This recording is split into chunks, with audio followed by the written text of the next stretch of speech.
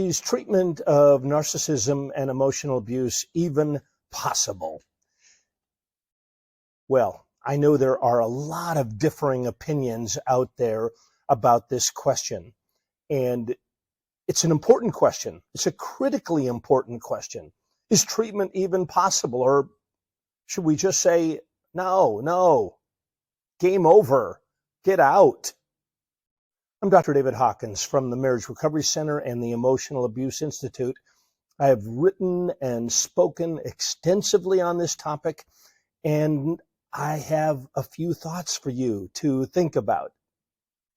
Push that subscribe button, click the link to share with others. You're going to want to hear and really digest everything that I'm going to say.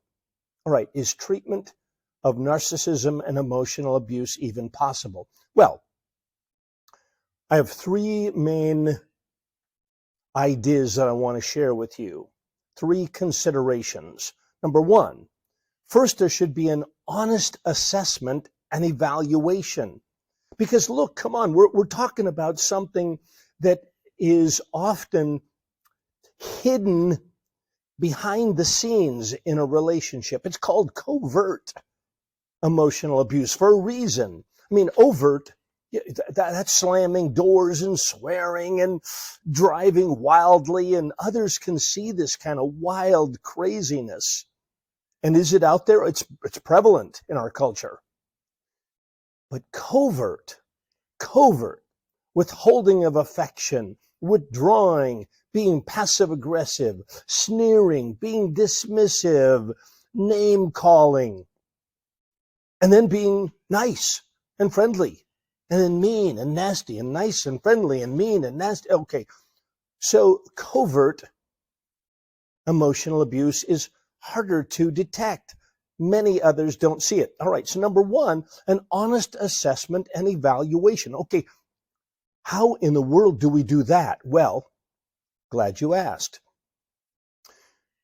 We at the Emotional Abuse Institute created a test called the Narcissism and Emotional Abuse Inventory, NEAI. It's available on our website, by the way. The NEAI.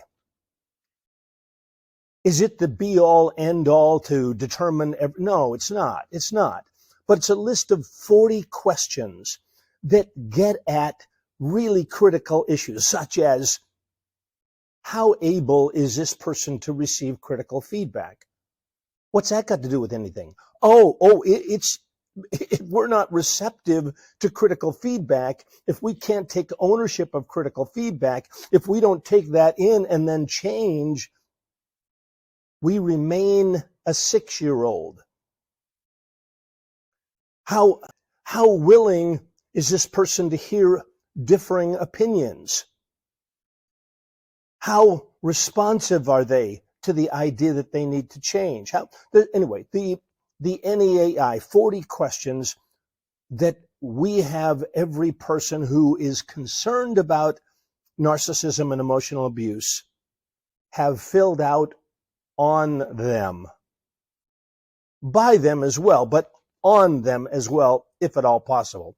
All right, an honest assessment and evaluation. By the way, I think this is a critical step that's missing for most who talk on this topic, and I'm rather shocked that it is missing. I mean, if the person isn't given an honest evaluation by someone who really knows about narcissism and emotional abuse, then what are we talking about? To broadly throw out a label, oh, they're narcissistic, that may be true, but that's not helpful. All right, an honest assessment and evaluation. That's number one. Number two, then it is critical that at least at some level, and this is, by the way, this is an ongoing process, ongoing ownership. Why do I say ongoing? Well, because if this individual is involved in any kind of treatment, then I want there to be some accountability. I want there to be some oversight of this individual. I want to, if I'm the treating person, I want to have some idea whether my treatment is effective. So there's ongoing ownership. By the way, the opposite of ownership is blame and projection. Not me. I didn't do it. I wasn't there. I've got nothing to change. It's you. So, and by the way, this is ongoing. Ongoing. So ownership is not something that's one and done. It's something that this individual develops. They develop a sense of ownership. I have more to say about that, by the way. All right, number one, honest assessment and evaluation. Critical. Number two, ownership. Ownership. Does this person take ownership? Do they grab a hold of these concerns? Yes, okay, I can see myself at least to a certain extent in this. And then ongoing, growing ownership. And the last step, treatment for emotional immaturity. Now, why do I say emotional immaturity?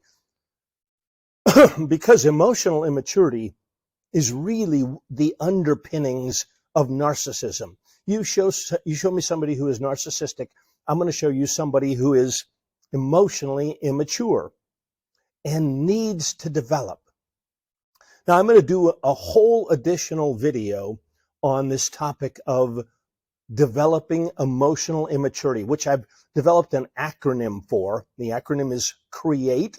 And if you'll watch, we've got an additional video on the topic of cultivating and developing emotional maturity, which will eliminate emotional immaturity, narcissism, and emotional abuse.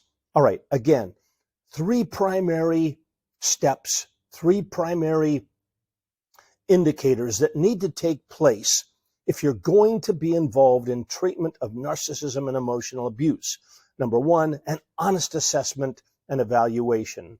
Number two, developing a sense of ownership for these problems, a sense that this is bad news and I need to grow beyond it and I need help to grow beyond it. I can't do it myself, so I need to be involved in a program. And number three, treatment for emotional immaturity, narcissism, and emotional abuse.